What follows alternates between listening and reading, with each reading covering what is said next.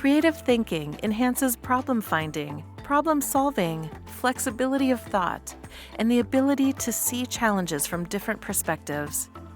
It also enhances emotional intelligence, and engaging in creative activities correlates with increased happiness. An all-around win-win. The power of this tool for both coach and client lies in its use of both deductive and intuitive thinking. By integrating creative techniques into your practice and thinking, you can offer clients not only improved outcomes, but also a deeply engaging coaching experience, conducive to powerful and efficient transformation. In other words, a different way to view your and their world. Dr. André invites you to explore with him the incredible benefits and the true origins of creative thinking, a core human drive. Valeria interviews Dr. André Walton. He is a social psychologist, international best-selling author, and keynote speaker known for his groundbreaking work on creativity, burnout, and innovation. Creator of the Banish Burnout Framework and spherical thinking, he helps individuals and organizations rewire stress into resilience and creative flow. A visiting professor at Newport Business School, Dr. Walton has delivered programs for the Smithsonian, Virgin Group, and NASA. With 2 decades of research and entrepreneurial experience, he inspires audiences to embrace intuitive creativity, strengthen emotional intelligence, and unlock human potential. Meet Dr. André at hiredrandre.com. Here's the interview with Dr. André Walton. Aloha, everyone. This is another Freedom to Feel conversation, and my guest today is Dr. André Walton. From building concrete boats in Greece and teaching scuba to becoming a bestseller author and TEDx speaker, André developed a unique model of what makes us or prevents us from being creative and why we can become prone to burnout. So I also want to mention that he's a social psychologist, an expert in creativity, innovation, and organizational transformation. There's a lot more about André, so the full bio will be at the end of this video, the end of the interview, and also on the podcast notes. So thank you so much again, André, for being here. I live for these conversations that honors the presence of the unseen. So thank you so much for your beautiful presence. And my question thank you so much for having me on your show, Valerie. Thank you. The question that I usually ask everyone before all the other questions is, how would you introduce yourself? Who is André in this very moment?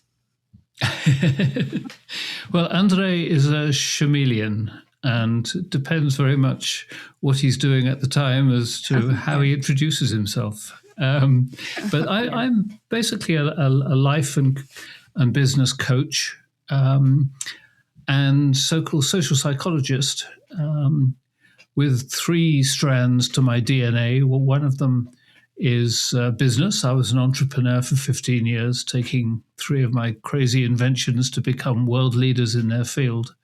Yeah. And the second strand really is coaching and teaching. And the third strand is creativity. Yes, gosh, everything sounds like creativity to me, including ourselves, right? Being the creation of divine intelligence. But yes, and this is one of the things that I would like to, as my follow-up question, why is that most of us don't think that way, that we are creative beings by nature? Yes, that's a great question. And what we first have to realize is that we all were once. When we were born, we basically, our minds were pretty much a blank slate, whether you believe that our personalities are developed in the course of time or inherited or whatever. Our minds were basically a blank slate. So we were unable to think as we do as adults. As adults, we if we're faced with a new situation, our subconscious scurries off to its memory banks and tries to find out if we've had a similar situation before, and then it proceeds along those lines. And we see this, every day, from grocery shopping to buying a house. We use that past experience to guide our actions, and we don't have that as kids. Right. When we're born, we have no past action, so we don't have the option of being able to use that very efficient process. We have to. We're like little kids with a jigsaw puzzle. We're trying to fit it into an existing puzzle, and we have to look at the whole picture. So when we're very young, we have a what we call a divergent view of the world. We're always looking around us. We're not as adults, particularly in this very technological, analytical, deductive kind of world that we live in. Right. We tend to become a bit like a racehorse with blinders.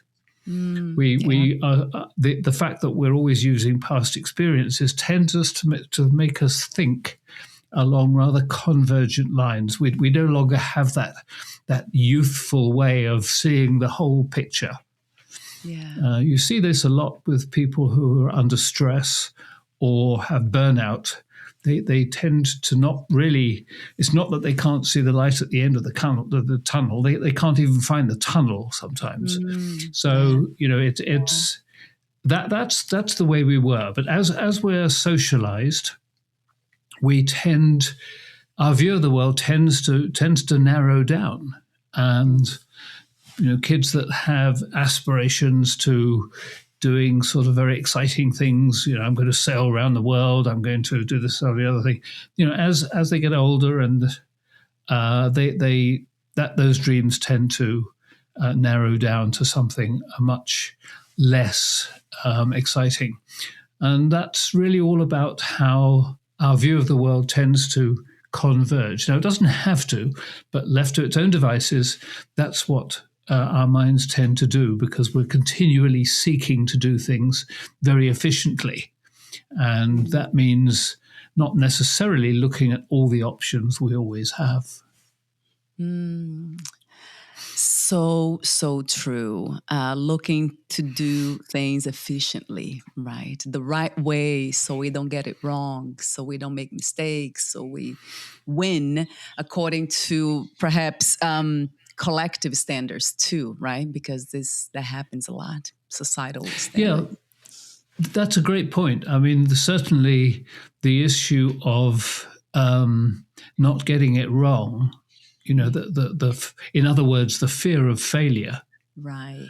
Is another reason why many people will not be sort of stepping out into something that's even slightly unknown.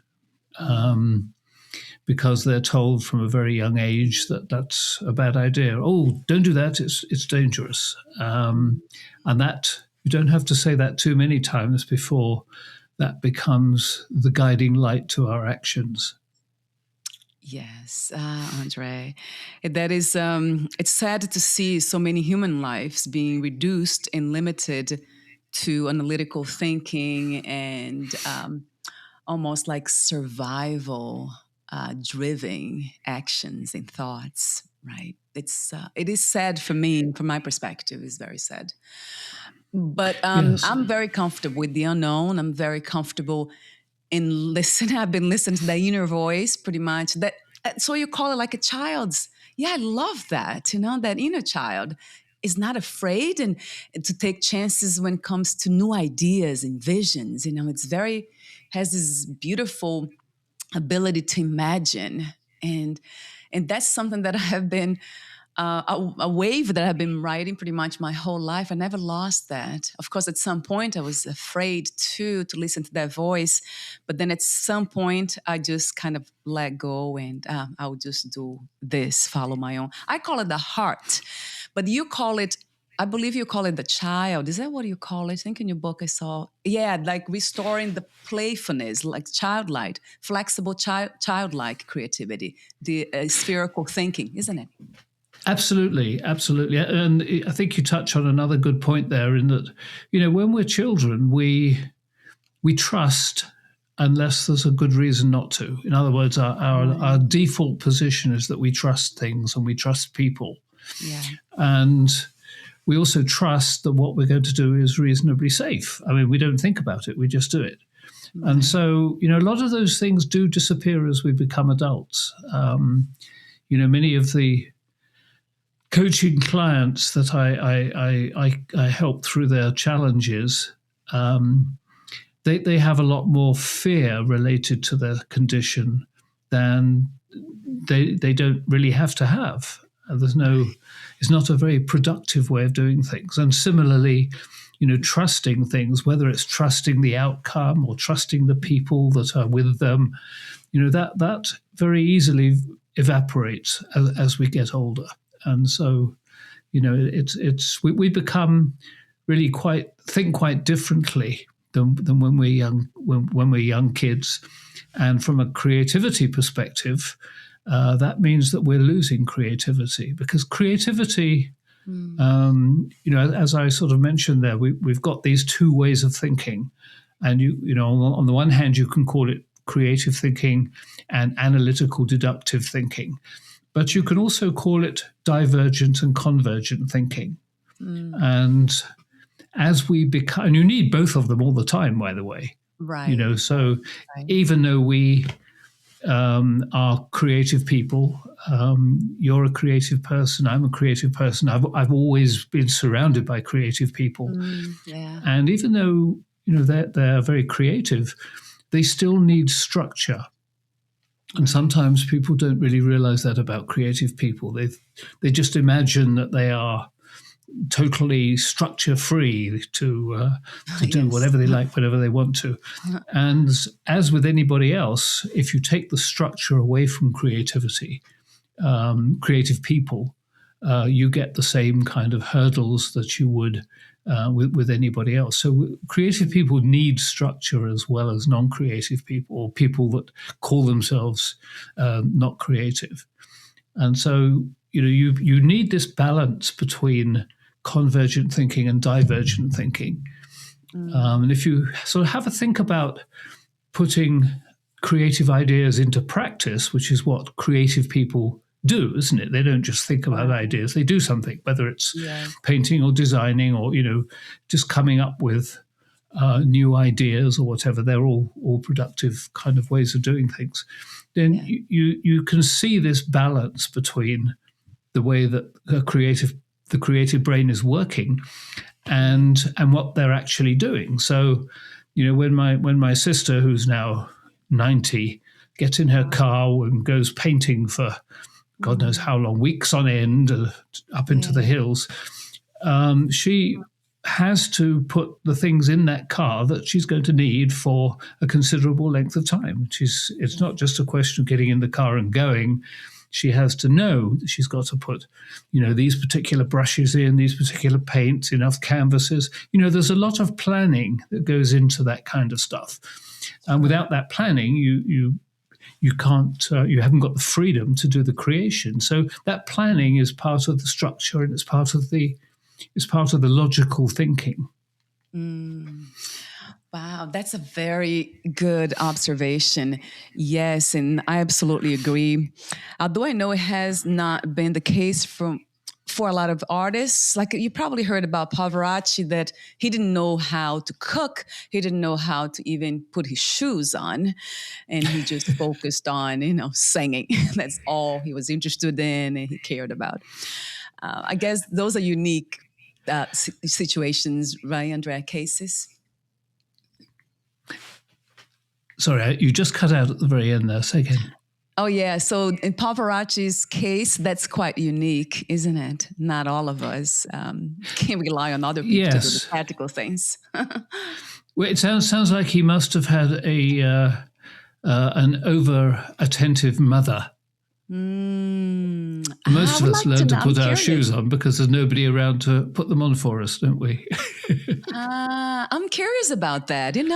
once we are done today, I'll research about that and see if he was a mothered child, well-mothered child. That might be the case. Yeah. Huh. I love that. Never thought about it. So going back to the observation you made about creativity being this so important for our lives in every way. Talk to me for a moment from the perspective of physical illnesses, like being, you don't have, of course, I'm familiar, all of us, we had at some point, right, some sort of a challenge with our health. So talk to me about creativity and physical health. How can we be creative there?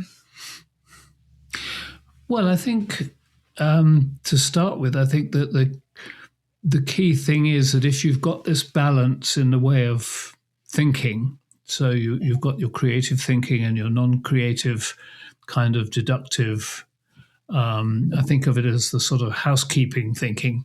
We keep the doors open, as it were. You've got the balance between those two, then you've actually got two ways of dealing with stress.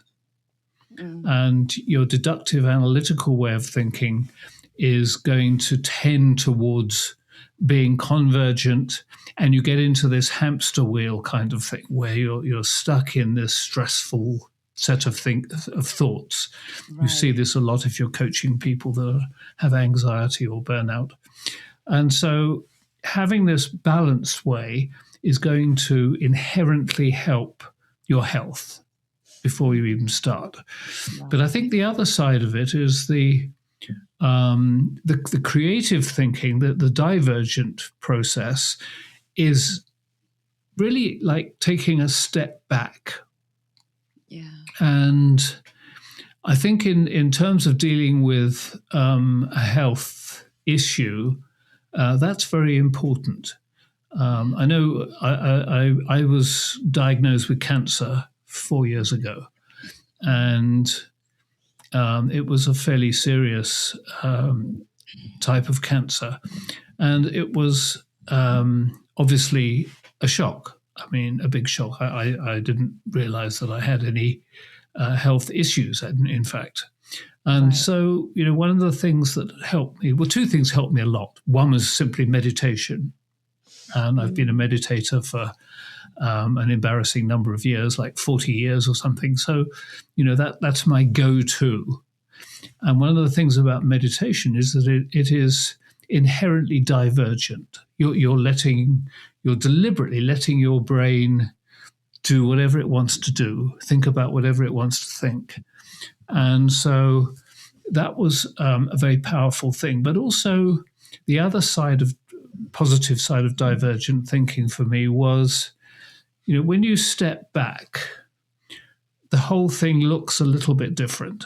I mean, even if your mortality suddenly becomes salient, it's not as serious in the context of everything as you necessarily make it out to be in the beginning. In other words, you could just step back quite simply and say, sorry, buddy, but everybody has to die. You don't happen to have been thinking about it until now, but the fact of the matter is that you're not going to live forever. So, and plenty of people, have died by the time they get to your age. So there is no point in obsessing about your mortality at that point.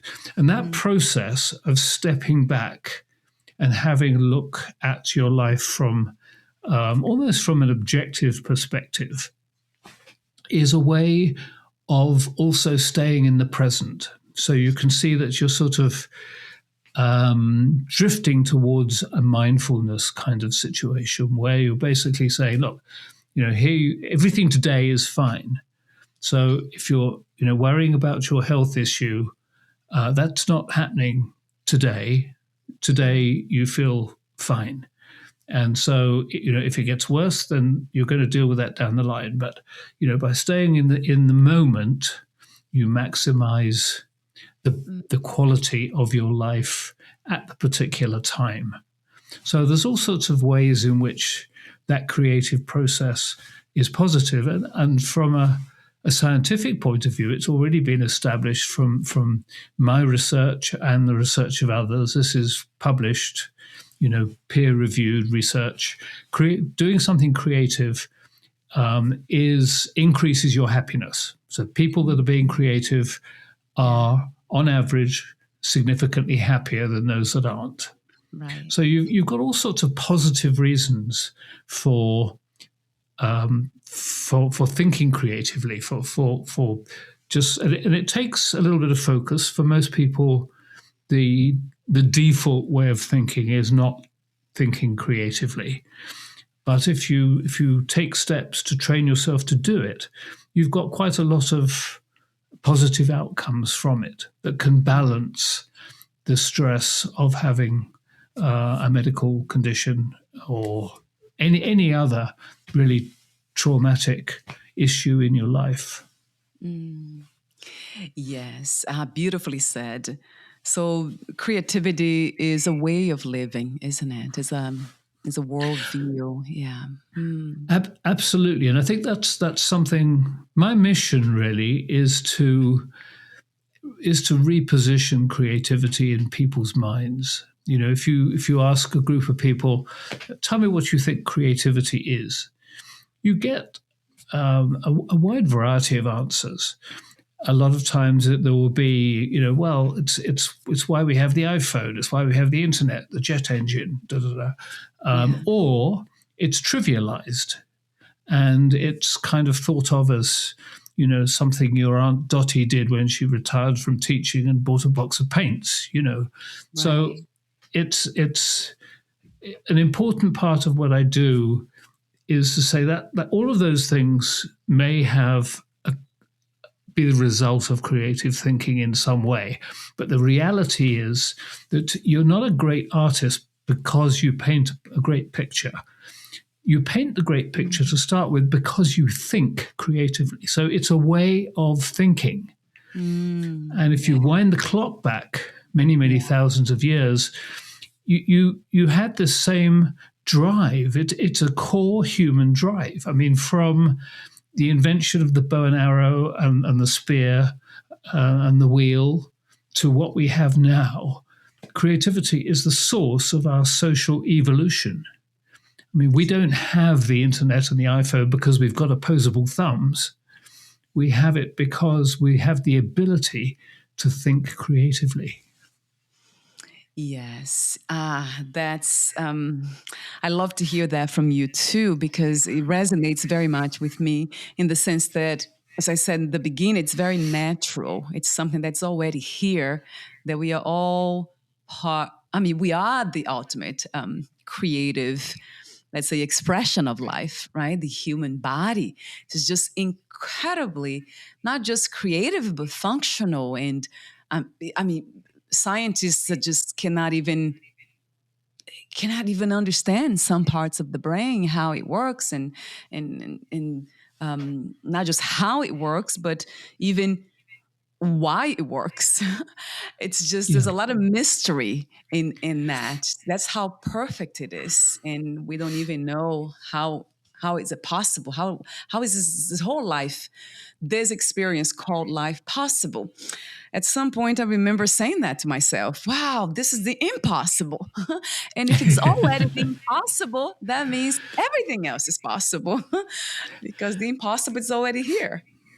Oh, absolutely. It is an incredible thing, and we still are a long way from really understanding everything that's going on in the brain, as you say. And I mean, up until probably around 7 years ago, people were still convinced that the left-hand side of the brain was the logical side and the right-hand side was the creative side.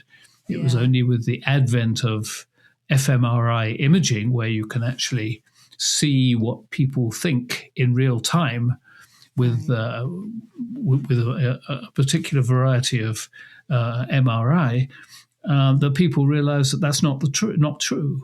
We can think creatively, we think uncreatively, but that's not one side of the brain or the other. So the concept of spherical thinking that I came up with in the early 2000s, and it's in my book, my first book, which was published in 2011, was the idea that we can use both halves of the brain simultaneously and to tackle a problem with both halves of the brain. And that didn't really get validated by science until 2015, 2016 by the University of Utah. And they found that no, there is no consistency between left brain being logical and right brain being creative. So, that just demonstrates how little we really do understand what's going on in the brain. We've got broad brush kind of knowledge of which bits do what kinds of things, but we're a long way from really understanding brain. Right. That is just the case. And that's what I love about science too, because scientists are very honest, right, about that. We don't know yet. We are still exploring, investigating. So I see if science is really doing its work, then there's a lot of the honesty in it. We don't know. We are trying to find out. That's the beautiful thing about not just scientists, but I see us, everyone. I love the idea that we can kind of think that way too. I don't know, but what about if I become curious enough, to try something, to investigate, explore, and see what happens. Absolutely. I mean, curiosity is an integral part of creative thinking, isn't it? Really, and you see this in young kids as well. I loved watching my young granddaughters. I spent a lot of time with them after they were born, right up to the current day. See them on a daily basis, and when they were young, the curiosity and the creativity and this very divergent way of thinking. I mean, they would sort of pick up, a new object they hadn't seen before, and they didn't intuitively know what it did. So, my computer mouse, would suddenly become a cell phone in terms of, what they thought it was doing. And, you've got this kind of very curious, you add the curiosity into the mix and it all becomes just incredibly interesting to watch. Yeah, that's it. You see, that's another beautiful example of that, right? That we can pick up something that is usually used for, I don't know, something else, and then create another thing out of it. I remember when I was a personal trainer in New York City, I just couldn't do it. It was so physical. Everyone wanted to look good. I wanted to be healthy physically, but then I noticed that their minds, their way of thinking, it was just not healthy. They were not happy. I was not happy myself. So we're all like miserable, trying to look happy, trying to show the world that we were well. So I thought, what about if we had a gym that everybody could talk openly about these things? Instead of using just for physical, activities, we just go there and kind of right away talk to one another or people who are there. I'm not feeling well today. I'm not feeling so good. It's not my body. It's just that my relationship, whatever it is, my work. Let me tell my story today. So I started thinking that way, like, wait a minute, why can we do this? But as you know, the structure, right? Everyone goes to the gym to do physical exercise, not to talk about philosophy or creativity or stories.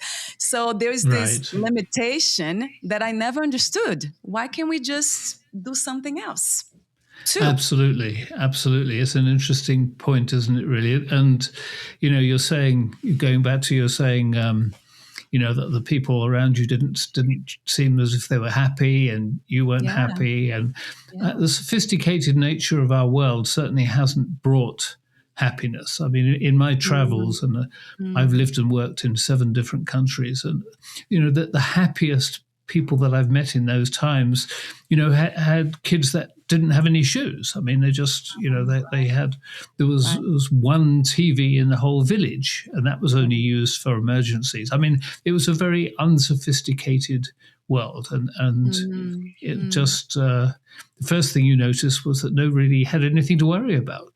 I mean, Yeah. it was, if there were things to worry about, they weren't going to waste time worrying about them. They were just getting on with their lives, no matter what was going on around them.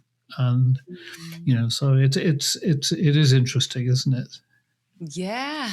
Yes. Yes. Yeah, it's a cultural thing too. I know that most parts of the world it's really structured, and there's a lot of there's this fixed ideas about how to be or how to do certain things. Like I love this just inspired me when you said that about your granddaughter about picking up the mouse. Oh, this is a phone instead. I'm going to use it as a cell phone. Yeah, that's it. That's right. I said I love those things. So yeah, I just relate to them because I would probably do the same as an adult, not as a child. Let's use that gym to just do therapy too, not just physical Absolutely. exercise.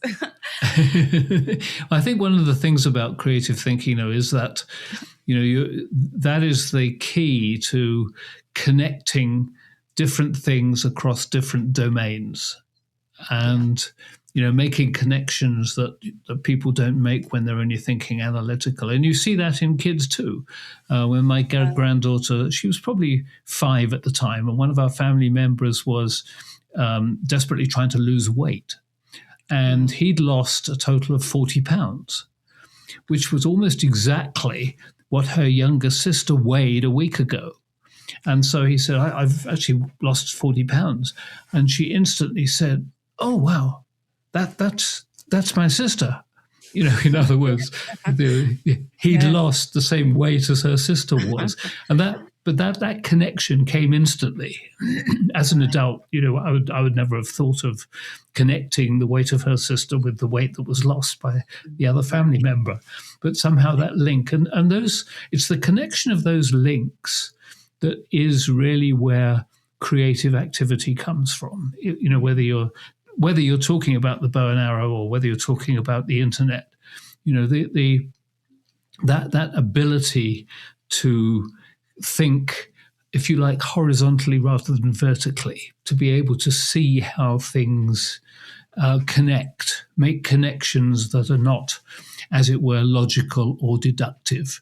And that's really where creativity becomes innovation.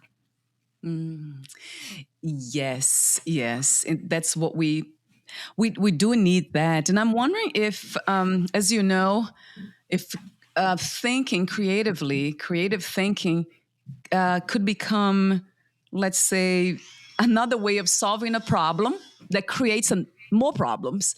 Because, a lot of the solutions that we have found in modern society, they always, for some reason, kind of generate other problems. So what would be the, do you foresee this, like issues coming from creative thinking as a solution? Yes, I think that's a very difficult question to answer, really, because some things can be, anticipated. I mean, people, many of the scientists working on the Manhattan Project in the Second World War, there's no doubt in their mind that the work they were doing to develop the atomic bomb was going to have, potentially a disastrous impact on the world. Right. But on the other hand, they were scientists and technologists, and they were able to foresee the fact that it could also be a source of electricity, for instance. Right. So, I think the more that you innovate, the more you've got this kind of double-edged sword going on. So, when people developed the automobile and the gas-powered engine, they probably didn't think too hard about the fact that this engine was going to create a climatic problem. So, to some extent, the more we think creatively, the more we are able to anticipate the consequences of a particular action. And I think that's, and that actually is kind of interesting, because the neural pathways that relate to creativity are also the ones that relate to when we're doing something with emotional intelligence. And if you think about what emotional intelligence really is in practice, a part of it is being able to anticipate the result of our actions, isn't it? I mean, it's this, the more you think about those things, creativity, emotional intelligence, initially you sort of think, that's weird. Why would they be the same thing? But then when you think about it, they're both encouraging you to step back and have a more objective view of what you're doing and what's going on in the world. So that it kind of makes sense when you really let that idea settle in your mind. Yes. Thank you for answering that question. I know it's not a straightforward one, right? Yes, No. not. I've been, everything I do, I guess I set an intention from what I know to be true, that everything is interconnected, that everything is the creation of the divine intelligence, everything's sacred, all things, all human beings, all animals, everything, the earth, the planet, everything is sacred. So the intention is that whatever I say, whatever I do, that it might create this ripple effect of the benefits, everything. It doesn't leave anything behind, no one or anything behind. So that's one of for all the creative activities that I get involved with. Is that something that's helpful? The intention that we set, André? Yeah, I think it is absolutely, and I think you're touching on something else there, which is our inherent spirituality. That, if you're thinking deductively, analytically, then you're not really going to allow yourself the idea that anything happens outside of the logical, analytical space that science has developed for us. Right. And so you're not going to be very open to those concepts. So I think that's an interesting area where creative thinking allows you to step into the space where you're more open to ideas. And so, my belief is that developing creative thinking is allows you that tolerance, not just of other ideas, but also a tolerance of people. Yes. And so, the kind of intolerance that is surrounds us now in many different ways is very is socially crippling, and that doesn't have to be. If we can just take a step back, and then really you're back to emotional intelligence again. So they're all kind of wrapped up in a similar concept, but being able to be tolerant of all other ideas and not say, well, I'd like to believe that, but science doesn't support it. Is really shutting the door on ideas that, 10 years down the line, somebody might say, no, that's exactly what happens, but we shut the door on that because it didn't happen to be supported by the knowledge that we had at the time. Right.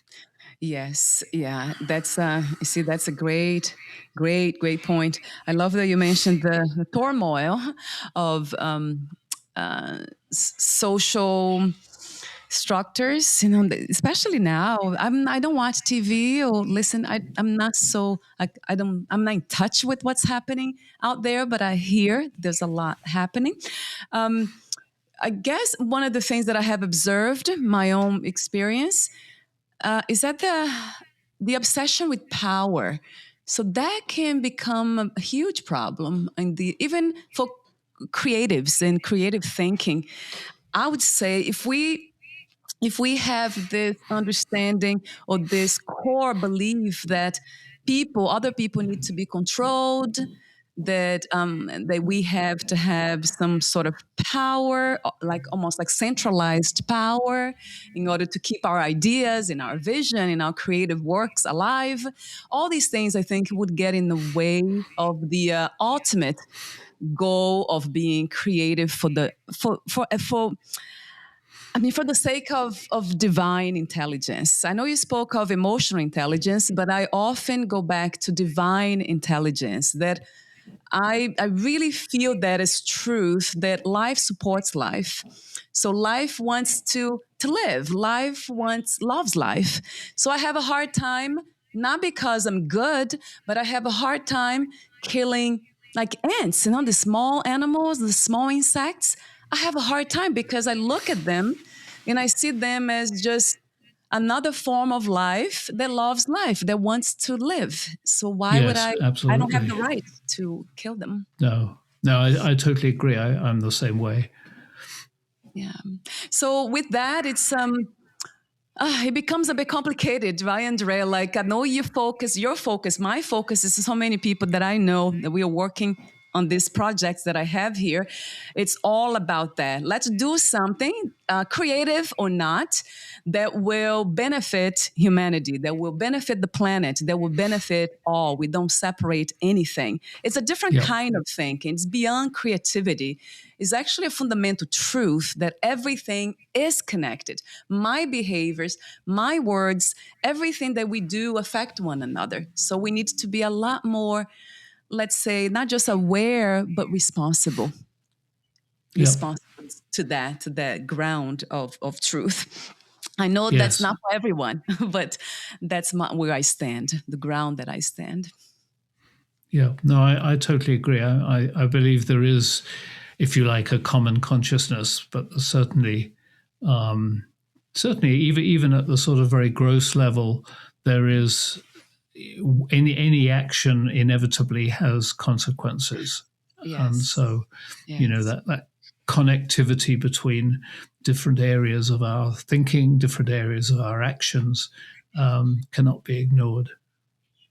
Yes, yeah, and that's even if we don't have control over what will happen, by even when we have the right intention, we set the intention, we can control the outcome, but we are coming from that this beautiful place of connectivity. It's something that I value with all my being, and I can't help it.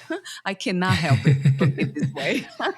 It's a choice, Well, less choice. you That's also come from a very collectivist background, don't you?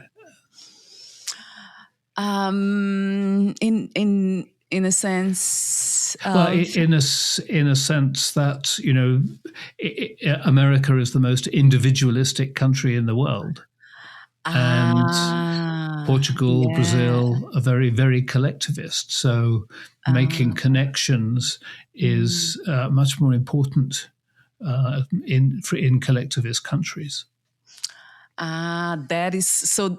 Oh, some of us are highly influenced by our culture, of course. The way of thinking, yeah, it's being influenced by culture. Absolutely. Yeah, that makes sense. Makes a lot Yeah, of sense. absolutely. Yeah, thank you for mentioning that, right? Because I'm like, oh, I have no choice but being this way. But wait a minute, that's not just me, it's my entire country. Yes, right. Absolutely. Not everyone in Brazil or Portugal, right, think that way. But yes, they No, don't. Not everyone thinks the no, same way. no. But in general. Yes, yeah. So, what is the difference between creative thinking and intuitive thinking, Andre? Well, that's really a slightly different dimension in the sense that that they are connected. They definitely are connected, Yeah. but it's a little bit difficult to connect intuitive thinking with either of them. But intuitive thinking is important in the sense that it's thinking that derives from ideas that have been settling in the brain for some time. So we look at Yeah. intuition and we think it's kind of a knee-jerk reaction, but it isn't. It's generally the result of information that we've gathered over a long period of time that we're now using to make a decision. And that can really be either intuitive or deductive, but in general, that tends to be more on the creative thinking side, Yeah. because intuitive thinking is also related to being able to connect thoughts from different areas, different domains. Yes. Yeah. Thank you for having so much clarity around that topic too of intuition. I really appreciate you in your work. I mean, just the fact that is you call it your book, Creative Thinking, a coach's perspective. I mean, that just kind of opened my heart when I saw it. And I love the cover too. What a beautiful cover you have. It's Thank you. Thank you. Colorful. I appreciate it. Did you create, that was your idea, your creative idea to have that cover? It was a team. It was teamwork. Yes, it always is, right? We're never doing anything alone. Yeah, it is lovely though, isn't it? Well, look, Yeah. It's been absolutely wonderful to talk to you. And I've really enjoyed our conversation. And I hope you have found that worthwhile as well. Absolutely, yes. I really, really appreciate you again. The conversation, for you saying yes to this conversation today, the work that you've been doing in the world and your intentions behind it. I can clearly hear that. So thank you so much, André. Thank you. It's been splendid.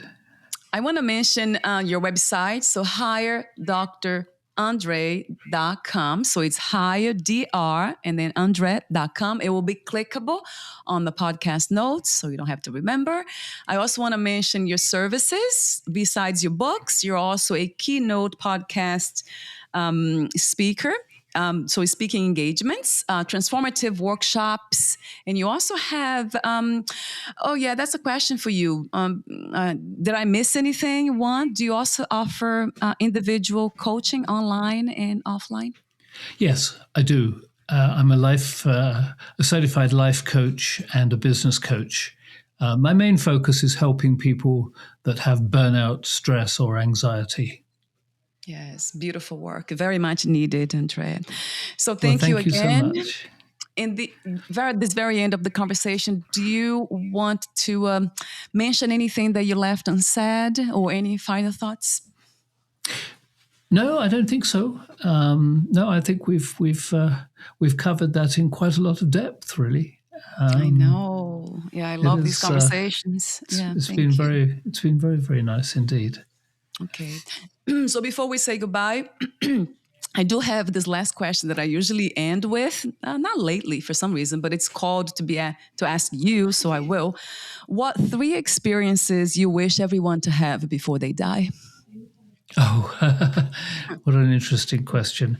I think really the top of the answer, the main answer for me would be that people get to see and experience other cultures. Yeah. I think that's a very rewarding process. I think the second thing is I would like people to put some concerted effort into doing something creative if they haven't already. Yeah. And the other thing is to incorporate creative thinking in their lives and in their relationships. Yeah. Beautiful answers too. And if you don't mind, I have one more question. I have to ask you this question too. How do you define wisdom? What is wisdom to you? I think it's the combination of experience and intellect.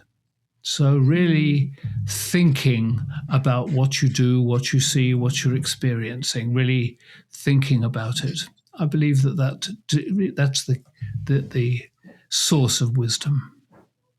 Yes, it's interesting to hear that way. You know, I heard from somebody recently that just resonated with me too, this idea of wisdom. The definition for wisdom is something that works. It's whatever works. If it works, oh well, that's wisdom. Interesting. Yeah, yes, that is interesting. It could be.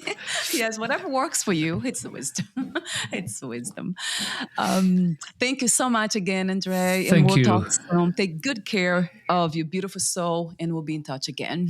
Bye. Thank you so much. It's been wonderful to talk to you. Yeah, I feel the same way. Bye. Aloha. Bye-bye. Oh. Thank you for listening.